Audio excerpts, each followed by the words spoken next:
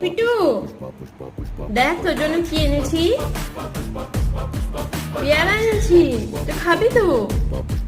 আয়, পেয়ারা নিয়ে, এই নে,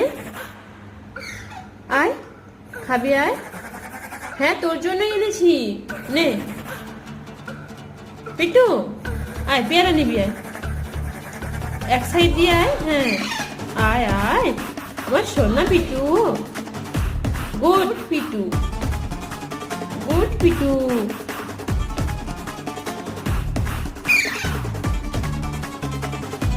পিটু এখন পেয়ারা খাচ্ছে, একা একা খা পিটু, নে এখান থেকে নে। সবার হাত থেকে খেতে চাইছে।